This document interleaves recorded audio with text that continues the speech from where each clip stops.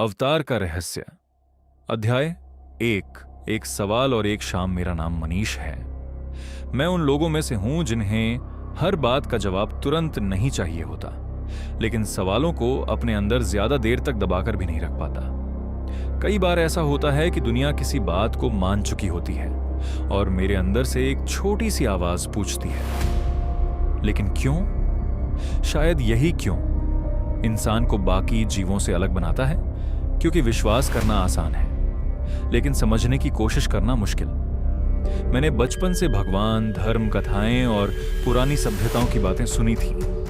किसी ने उन्हें आस्था के रूप में देखा, किसी ने इतिहास के रूप में, किसी ने दर्शन के रूप में। लेकिन मेरे अंदर हमेशा एक सवाल रहता था, क्या इन कहानियों के पीछे सिर्फ विश्वास है या इनके पीछे इंसान की हजारों सालों की यात्रा भी छिपी है?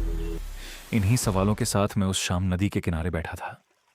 वह नदी जिसे देखकर लगता था कि उसे कहीं पहुंचना नहीं है, बस बहते रहना है।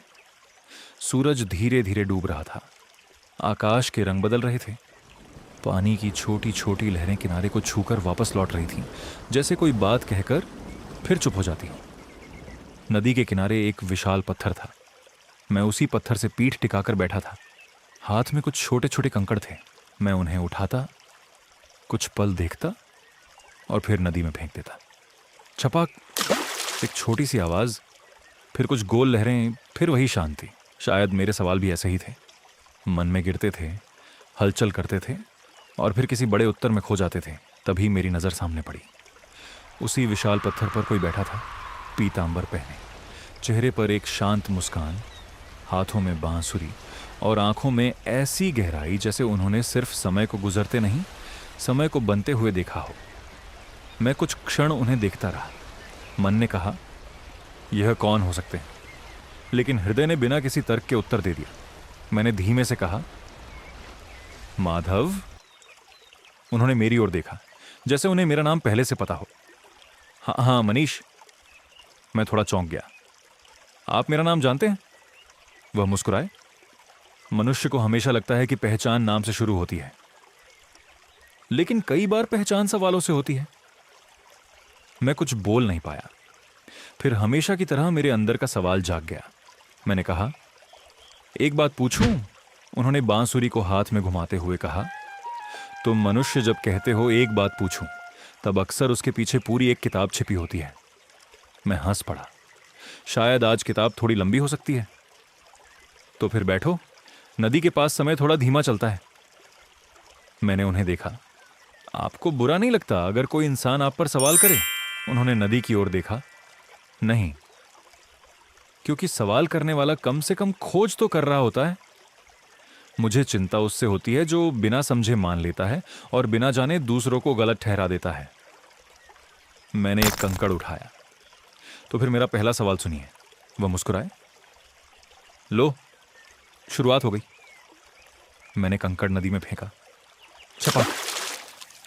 आप कहते हैं कि आप अवतार लेते हैं, लेकिन मेरा सवाल है, अगर आप संसार में धर्म की रक्षा के लिए आते हैं तो हर बार आपकी कथाएं भारत की भूमि से ही क्यों जुड़ी दिखाई देती है, जबकि दुनिया के दूसरे हिस्सों में भी महान सभ्यताएं थीं? मेसोपोटामिया, मिस्र, यूनान, चीन, फारस और कई अन्य संस्कृतियां। क्या वहां भी लोग अपने तरीके से ईश्वर को नहीं खोज रहे थे? विष्णु कुछ देर शांत रहे। फिर उन्होंने नदी के बहाव को देखा। मनीष, तुमने कभी सोचा है कि नदी का पानी एक ही होता है, लेकिन अलग अलग जगहों पर लोग उसे अलग अलग नामों से पुकारते हैं? मैं चुप रहा। उन्होंने आगे कहा, मनुष्य जिस भूमि पर जन्म लेता है, जिस संस्कृति में बढ़ता है, उसी भाषा में अपने सबसे बड़े प्रश्नों के उत्तर खोजता है। मेरे रूपों को भी मनुष्यों ने अपनी अपनी समझ, अनुभव और समय के अनुसार देखा। अवतार केवल एक कहानी नहीं है। यह मनुष्य और ईश्वर के बीच चलने वाली उस बातचीत का नाम है जो हजारों वर्षों से चल रही है। मैंने पूछा, तो क्या अवतार की अवधारणा भी समय के साथ विकसित हुई? उन्होंने मुस्कुराकर कहा, अब तुम उस दरवाजे तक पहुंच गए हो जहां से कहानी शुरू होती है, क्योंकि मुझे समझने से पहले तुम्हें यह समझना होगा कि मनुष्य ने मुझे कैसे समझा। नदी बह रही थी। सूरज डूब चुका था, लेकिन सवालों की रोशनी अभी बाकी थी।